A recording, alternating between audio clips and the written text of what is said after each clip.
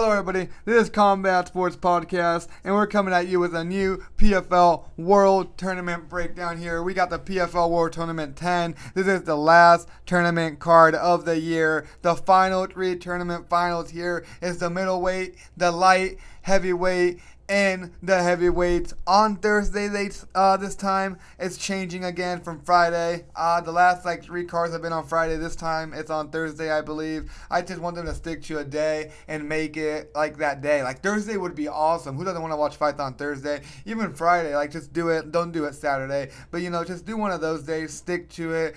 But there also will be PFL Europe, I believe, PFL Africa. I don't know if I'll do the breakdowns for those. I might if I'm bored and I have time. But if not, I will for sure be doing the PFL in October, the championship series or whatever they do every year.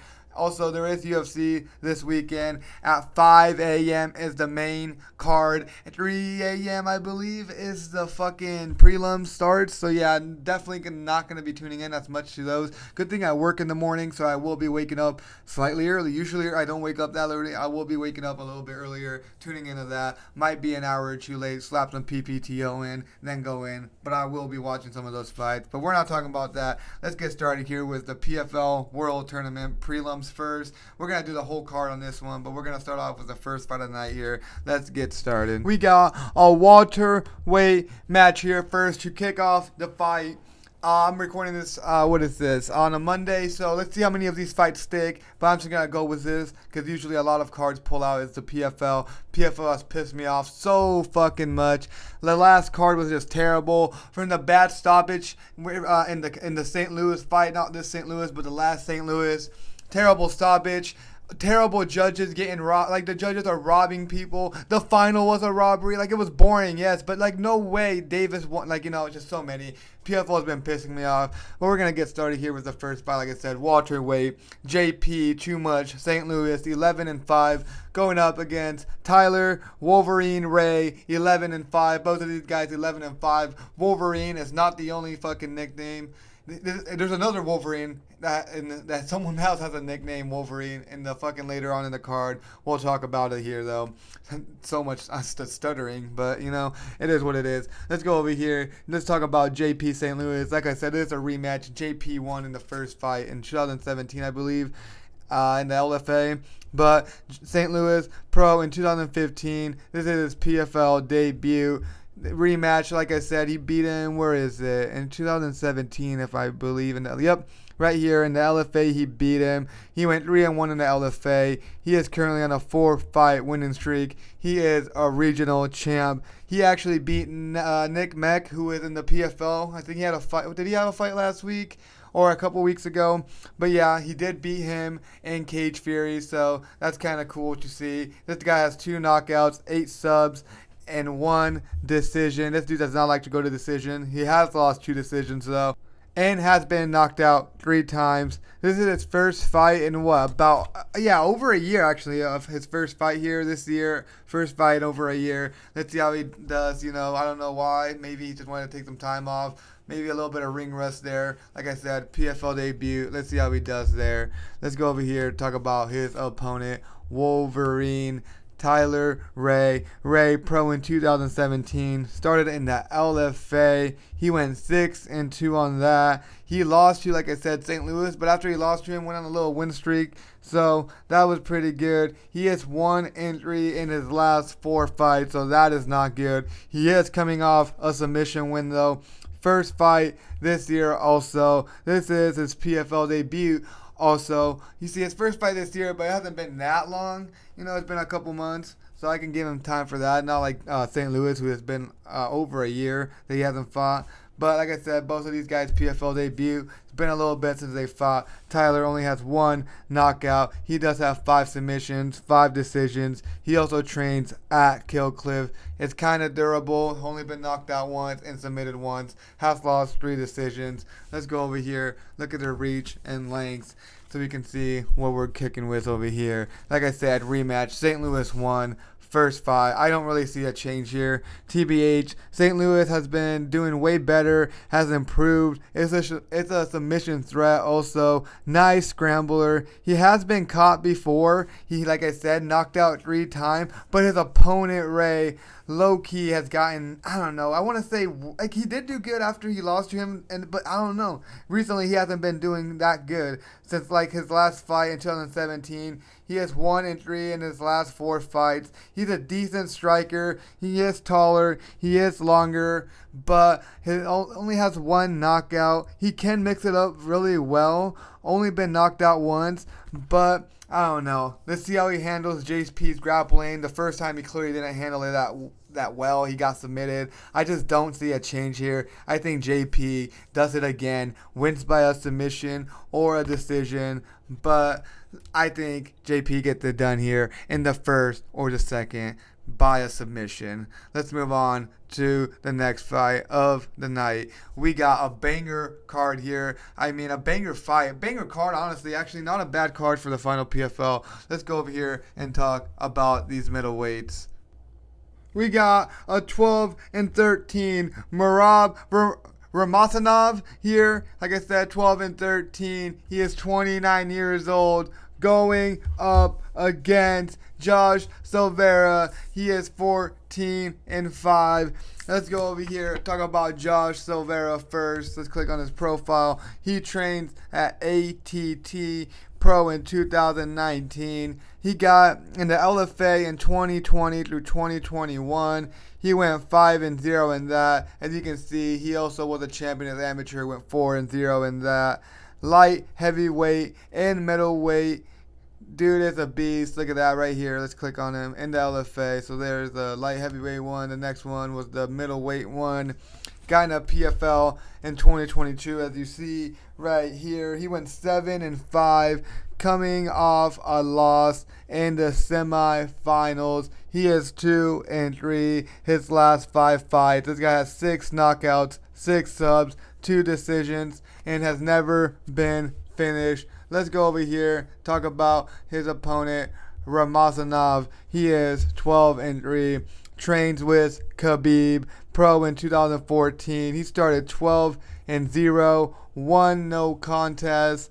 He went 3-0-1. He got into PFL in 2024. Won his debut. Hasn't won since. He has 1-3-1 no contest in his last 5 fights. 1-3 in the PFL. 4 knockouts, 4 subs, 4 decisions, and he has only been knocked out 1 time. Let's go over here and break down this fight. Go click on their profile. I mean, not their profile, their stats, their height, and all that. As much we can get from the PFL, because I still think the PFL needs to fucking do something about their game. Like, I don't know, betting, like, can you do something about that? Can you, like, do the significant strikes? Or not significant strikes, the strikes maybe, just total strikes landed, over or under. Like, do it on price picks. Or even do, like, total round. Like, I don't know. It's just, I don't know. It makes me so mad how long it takes for, like, the odds to come out. It's like, I live in Missouri, so if I go bet, it's like, I'm going to go bet, and I want to bet for this in the UFC. Sometimes I can't even bet for this because the odds are now. But it is what it is. I mean, I shouldn't even be, it's like, saves me money, I guess, because the PFL has been so fucked. But either way, Silveira was a light heavyweight finalist in 2023. He is well-rounded, pressures people with size. He's big middleweight. As you see, he was a light heavyweight formerly. He prefers to grapple, though. Nice in the clinch, uses the striking well to get openings, to get people down. He will need to be the one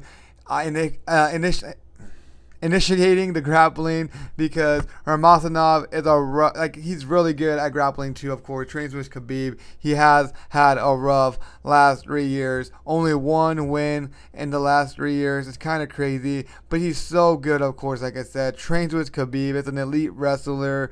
He can sub and knock out his opponents, but he can't be the one getting taken down by Josh. I think Ramazanov gets it done here, gets back on track. He will be the one initiating the grappling, going for the grappling first, applying the pressure. I think Ramazanov gets it done here by a finish, back on track, gets his win. He gets on here, hopefully rides the horse, gets on fire from here on out, because he's really good. He's just had a rough couple, years. So I hope he gets back on track here. Nice odds here. So if you want to pick him by a finish, I feel like those would be good odds. Let's go over here and talk about the next fight. We got some heavyweights going at it. Let's get in here and break it down. We got Sergey Bilostenniy, if I believe that's how you say his name, 13-4, going up against Carl Williams, 10-3. Let's go over here and talk about Sergey. This guy was pro in 2015. He got in Bellator in 2023. Won in Bellator. He got into PFL in 2024. He is 2-1 in that. He is coming off a loss by a decision. He has 5 knockouts, 1 sub, 4 decisions, has never been knocked out, but has been submitted 2 times. Let's go over here and talk about his opponent. Oh, I said 5 knockouts. Sorry, I guess he has 8 knockouts. I don't know why he has 5 on here. 8 knockouts. Let's go over here and talk about his opponent. Like I said, Carl Williams, 10-3. Amateur 2019 to 2020. He went 5-1 on that. Was a champ there. Pro in 2021. Had PFL fight in 2022 as a light heavyweight. He got into Dana White Contender Series in 2022. He won that. Got into UFC in 2023 to 2024. 3-1, 2-fight losing streak currently. 1-1 in the PFL. This guy has 3 knockouts, 0 submissions, and 7 decisions. Let's go over here, break down this fight. Let's go go get their reach and how much they weigh and all that, since PFL doesn't have stats. Also, I don't know why the PFL keeps cutting these fucking heavyweights that are decent, like Carl Williams. He's not that bad. Carl Williams is a nice wrestler, likes to close his distance, clinch, get takedowns. Like I said, his last fight in the UFC was weird. I don't know why. He just didn't wrestle at all. He lost in a decision, but he just didn't wrestle. I think Dana told him some shit, was in his ear about getting cut. He went 3-1 and still got cut. Why are you guys cutting these heavyweights? The Martin guy that just got cut that was 7-1. The guy in the finals, Alexander, he had a pretty good record in the UFC and somehow still got cut. But I don't know why they're cutting all these people. They just, I guess, don't see something in them. But either way, let's keep talking about Carl over here. This guy, for sure, he's not as powerful for a heavyweight. He was a light heavyweight formerly before, so that might have an effect there. His opponent over here, Sergey, very nice footwork. This dude has nice footwork for a heavyweight. Very nice hands, spinning strikes, nice counters. Let's see how he deals with Carl's grappling. He can be taken down. He has been submitted twice, but I believe Sergey wins here. His very nice footwork only really needs to worry about takedowns, since Carl Williams doesn't have that many knockouts. And like I said, not as powerful for a heavyweight. Like I said, he used to be a light heavyweight. So he just needs to worry about the takedowns. And I think he could catch Carl by Carl entering. He gets the counter, knocks Carl out, maybe hits him with a spinning elbow, like I said, or counters him while Carl enters. I think Sergey gets it done here by a knockout. Let's move on to the next fight. We got a light heavyweight bout here between Magomedov, 7-0. He is not related to the Magomedovs, or however you say their names. We might be. I don't know. I didn't really find the association with them. He's not even from there, really. He does. I believe he might train with Islam a little bit. I thought I saw, but I might be wrong about that. I didn't find much relation to them.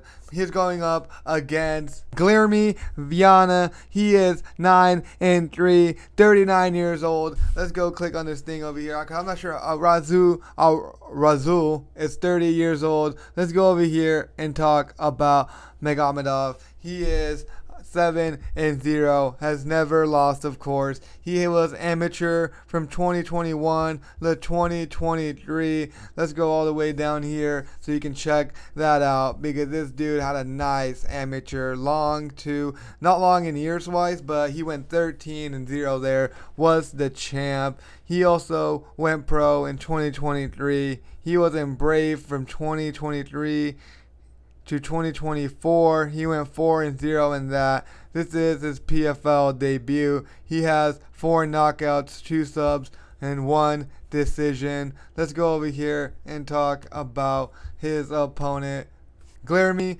Viana, 9-3, 39 years old, trains out of Glover Teixeira's gym, I believe. Well, he's the owner. I'm not sure if Glover trains there still and all that. This is also his PFL debut. He was pro in 2012, got into Brazil the Ultimate Fighter in 2014. As you see, where's it at?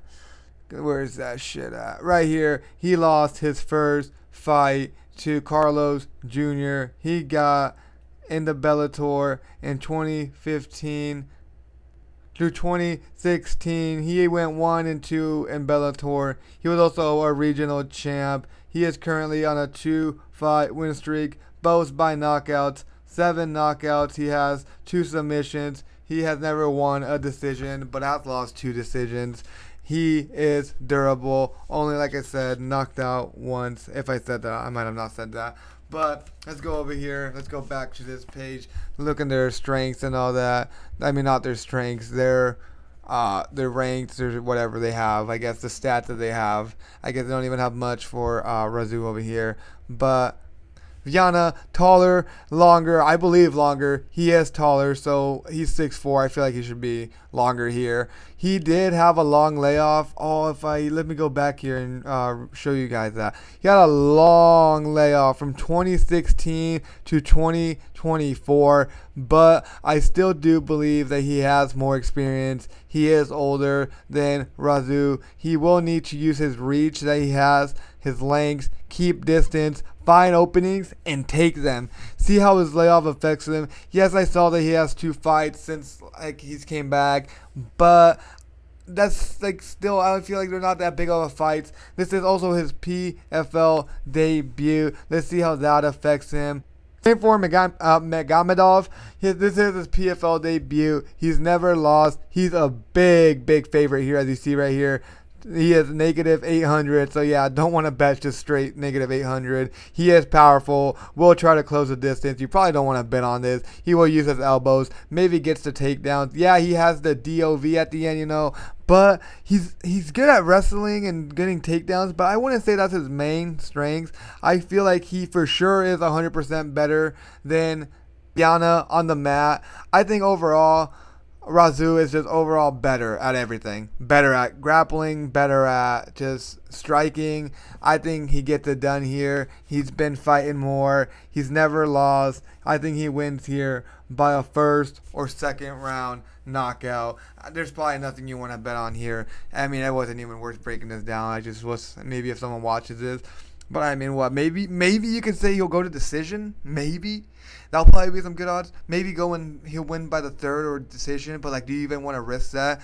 He could probably get it out of here. I don't know. I bet the odds for first or second. You're gonna have to go for a specific round and specific what he's gonna do, knockout or sub. But either way, I got Magomedov winning here by let's see. I don't know. I'm gonna go by first round, probably knockout. First round knockout. Maybe spice it up, go for the second round, but I think he'll get him out of there quick and easy. Let's move on to the next fight. We got a middleweight matchup, I believe. Andrew has been fighting at light heavyweight recently, but I believe this will be at middleweight. We got Impa Chilobo Kasanganay, 18-6, going up against Andrew El Dirt Sanchez, 14-8. That's just a wild nickname. I thought it was El Dirty Sanchez, but it's El Dirt Sanchez. But let's go over here and talk about. Let's click on Impa's information over here. Let's clear him out the way. He trains out of Kill Cliff. He was pro in 2019. He won the Dana White Contender Series in 2020. Got in the UFC in 2020. Let's go over here, down all the way down here and look at it. He is 2-2 in the UFC. He is most famous for this fucking knockout right here. Just nasty, wild, insane. Literally, I thought he died. He should have probably retired after that fight. He hasn't doing so bad anymore. But maybe I'll put up a clip about it. Oh my god, he literally nastiest fucking kick ever. Caught Buckley's kick. Buckley fucking turns around, fucking heel right to the side of the head. Knocks him out. Stiff as a board, I'm telling you. he should. Yeah, okay. I'm glad he didn't fight for like almost a year after that, because I was gonna say there's no way he should have been fighting anytime soon. But either way, he got in the PFL in 2023, as you see right here. Won the tournament in 2023 as a middleweight. He is on a 2-fight losing streak currently. Both of them by knockouts. This guy has 5 knockouts, 4 subs, 9 decisions, and has been knocked out 4 times. Never submitted. Let's go over here, talk about his opponent, Andrew Sanchez, 14-8, pro in 2012, RFA champ, IBJJF grappling champ. In 2015, he won the TUF. In 2016, as you see right here, look at the grappling, the RFA champ right here. Like I said, won the TUF right here. Won his debut against Khalil Roundtree. That's how he won the TUF. He went 5-5 in the UFC. Nice wins. He was in there from 2016 to 2021. Got in the PFL in 2023. He is 1-1 in the PFL. He is coming off a KO loss. He has 6 knockouts, 2 subs, 2 decisions, but has been knocked out 6 times. Also has never been submitted. Let's go over here. Let's click on their profile and I guess their stats and their reach, what we can get, like I always say, right here. Impa, UFC experience, but they both do. Almost got killed by Buckley, I'm telling you. It was like almost got killed. He is, like I said, middleweight PFL champ. $1 million. Now it's $500K, so, he's probably not that mad. Nice striker with great cardio, nice kicks, just mixes it all in well. Has gotten better in the PFL, but also it's the PFL. Has been knocked out a lot of times. His last 2 losses are by knockout too, but his opponent, Sanchez over there, has also been knocked out a lot. 6 times, if you want to know. Also was in the UFC. Kind of a veteran of the UFC, if you want to be honest. For 2016 to 2021, TUF champ. Has great wins on there. He can grapple. Like I said, IBJJF champ. And can strike. He's overall just well-rounded. For sure, cardio is not his friend, not the best, and struggles with pressure, which in Kasanganay is what he does. If Sanchez wins, he won't need to get takedowns here, control the first and the second. I don't think he can get Impa out of there for sure. So he's going to need to win the first and the second and pray and hope his cardio is good enough to make it through the third. With all that, I don't think that's going to happen. I think Impa stuffs the takedowns, maybe gets him out of there soon, or sooner than later, but I think he stops the takedowns, puts the pressure on him, and wins by a knockout. I got Kasanganay winning here by a knockout. Maybe spice it up, get into the second round knockout. Impa wins here. Let's move on to the next one. We got the first fight of the tournament. It's the prelim main, I guess, the featured prelim, I guess, before the main card starts. It is the heavyweights. Let's go break this fight down. Let's get started with it. Oleg Popov, 21-2, going up against Alexander Romanov, King Kong, 19-3. This is the heavyweight finals here. Tournament winner, $500K bonus on the line. This is a 5-round fight. Can they go 5-round? Possibly. These guys are guys with nice cardio. 2 big boys that have gone to decision. Let's go over here. Let's talk about Popov first. He is from Russia. He was pro in 2015. He was a regional champ. Let's go see his profile over here. Let's wait for it to load up before we start talking about him over here. Got in the PFL in 2024. Let's go down here. He is 5-1 in the PFL. He is currently on a 2-fight winning streak. He has 9 knockouts, 3 subs, and 9 decisions. He has never been knocked out. Let's go over here, talk about his opponent, Romanov. There we go. Go click on his opponent now. Alexander King Kong, 19-3. In 3, pro in 2016. This guy also regional champ. he got in the UFC in 2020 to 2024. He went 7-3 there. He got into PFL in 2025. This is one of the guys I was talking about. I don't know why he got cut from the UFC. He's pretty good. What? Just because he lost, maybe his last couple fights. But either way, he's 7-3. I don't think he should have been cut. He's pretty good. Elite grappler. Probably because he's a grappler and Dana thought that he was boring. But it is what it is. He is 1-0 in the PFL. He is coming off a no contest groin shot. It's crazy. Like, I don't know. He couldn't get up. He got hit really bad. It was nasty. It was a nasty-ass knee. Somehow, no contest, still advances because he won the fight, but he didn't win it. Like, I don't know. It's some stupid PFL rules. And it's stupid because I bet on him to win. Underdog, I think. And then it was just like, it didn't count. Even though he moved on, didn't count. So it is what it is. Whatever. He won, technically, didn't count as a win, but he advances to the finals. He is on a 2-fight win streak, technically, if you don't include that. Still, also a grappling match in there. Has 5 knockouts, 11 submissions, 3 decisions, and he is durable. He's been knocked out once and submitted once, but that's not terrible for a heavyweight. Let's go over here, see their length and all that. Alexander, very good wrestler, like I was saying. Just fishy wins, like literally. It's just kind of funny, his wins. He's been nutshotted not once, his last fight, but 2 times. There was one fight in the UFC. Let's see if I can go find it. It was one of his fights in the UFC. Out of his 7 fights, let's see if I can find it. Because I'm pretty sure he has one of those fights. Right here. Was it? No. Yeah, right here. This one. I want to say it was this one. It's a technical, because it got called and he still won. Because, yeah, it was a nut shot. I'm pretty sure if I'm correct there. So this has been 2 times. He won his last fight, kind of. No contest, like I said. But he advances, so he gets a shot to win $500K here. So he technically did win, has a shot here. See how he does? Is he fully healed from that nasty nut strike? Like, the dude didn't get up. He had to get fucking caught. This big-ass motherfucker, bro. Big-ass dude. Over, like, 270 probably. No, 260, because what's the limit? Like, I don't know what the limit is in the PFL. But I had to get fucking lifted up with the stretcher because he got net shotted. Is he, like, fully healed? Because from what it looked like, he got fucked.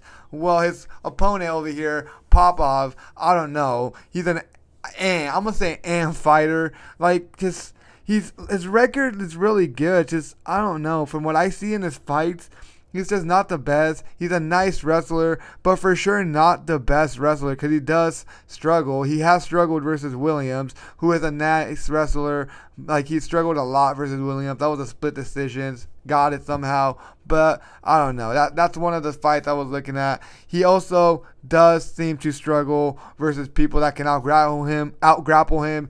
Alexander is a guy that can out-grapple him. I think Romanov win here. His wrestling is elite. Very good submission threat with 11 submissions. I think he will get the takedowns, get a submission maybe, win. But I could also see him getting a decision win. Is this a 5-round fight for big boys? So maybe let's see whose cardio sticks it out. They're both nice cardio. They both have a lot, like, some decision wins. But I think Alexander, the dog, gets it done here by a submission or a decision. Let's move on to the next fight. We're going to start off with the main card of the PFL World Tournament 10. Let's get started. A bantamweight fight between Bryce Meredith, Misfit, 7-0, never lost, going up against Lazaro the Hunter, Dayron, also never lost, won no contest. Let's go over here and click on Bryce, 7-0, D1 wrestler out of Wyoming University, All-American, maybe 2 times. I think he was also Big 12 champ, if I'm correct.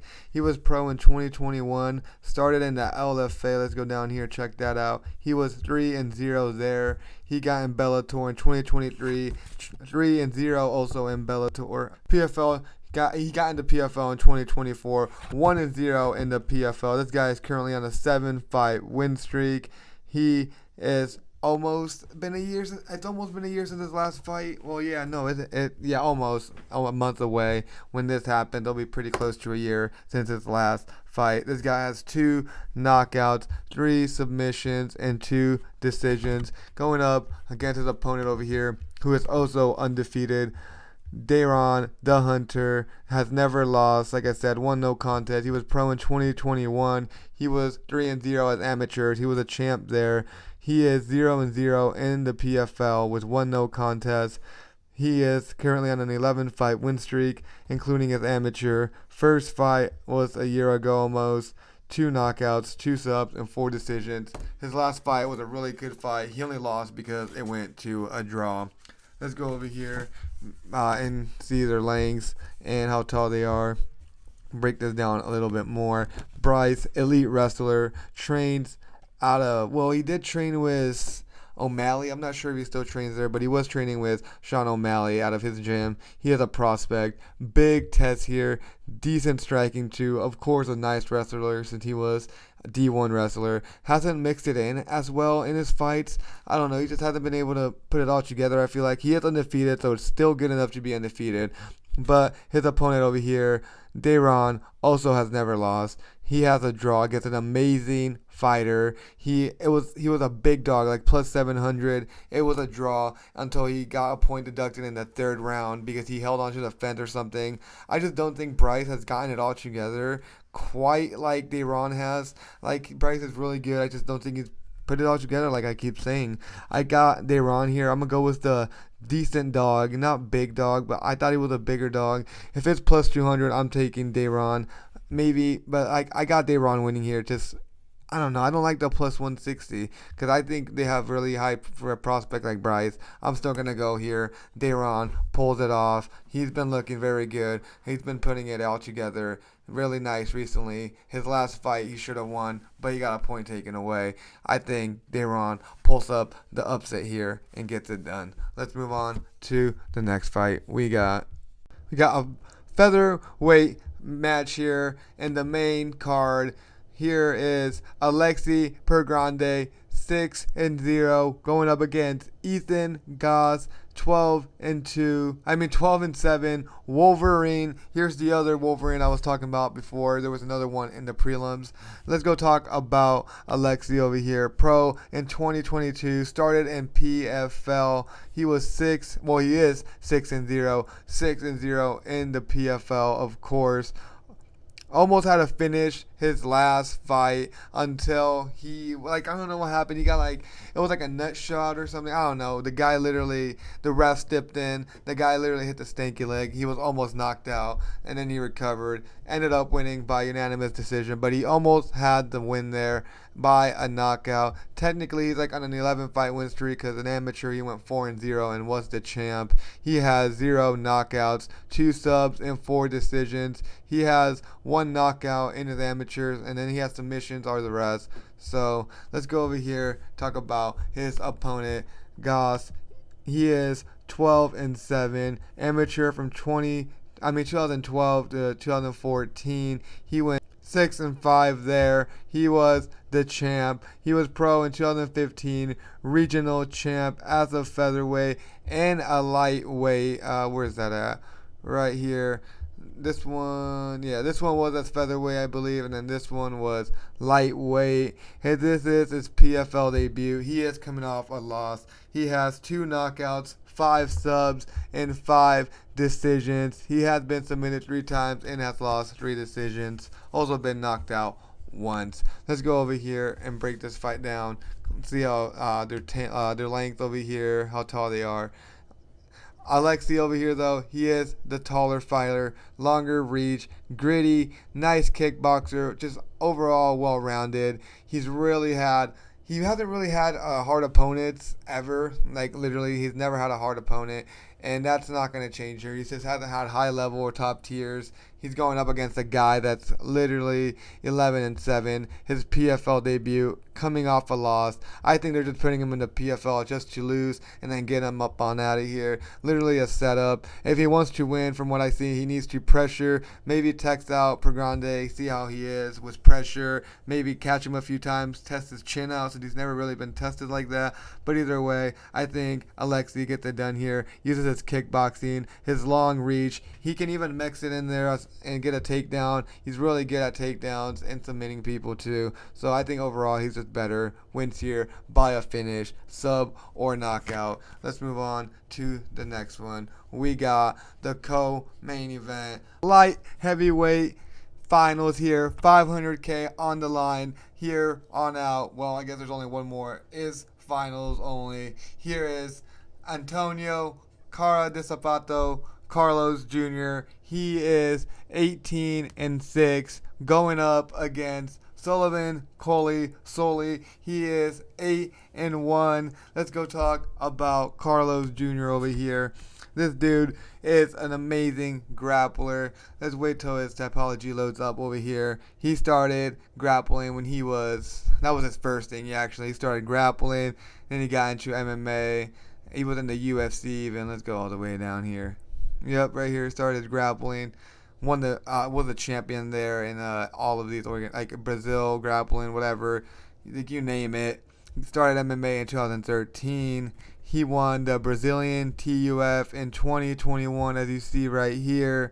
He was in the UFC from 2014 to 2016, I believe. No, longer than that.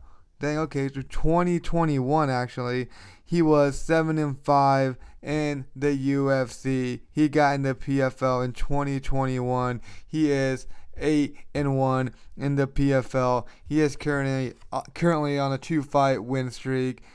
He has 0 knockouts, 12 submissions, and 6 decisions. He is durable. He's never been submitted. He's only been KO'd once, and he has lost 5 decisions, though. He is going up against Sullivan over here. He was amateur from 2018 to 2019. Let's go down here and see that. He was 4-2, champion there, pro in 2020.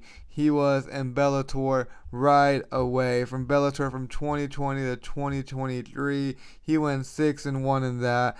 PFL in 2025, 2-0 in that. He is currently on a 3-fight win streak, 6 knockouts, 1 sub, and 1 decision. He is also durable. He's never been knocked out, only submitted once. He is also a D1 wrestler. This should be a pretty close fight, but at the end of the day, I think Carlos can get it done here, but Sullivan is a nice folk-style wrestler, D1 like I said, nice Muay Thai too. He is big for the division, also has knockout power, but he can't submit people. He only has 1 submission, so when he takes people down, he usually just grinds them out to a decision. Let's see how he handles a guy like Carlos over here, Brazilian Jiu-Jitsu guy. He was a Big Brother star in Brazil, but he's been looking great ever since he came back. Looked great his last few fights. Amazing submission artist. He won the PFL champ in 2021. I'm not sure if that was like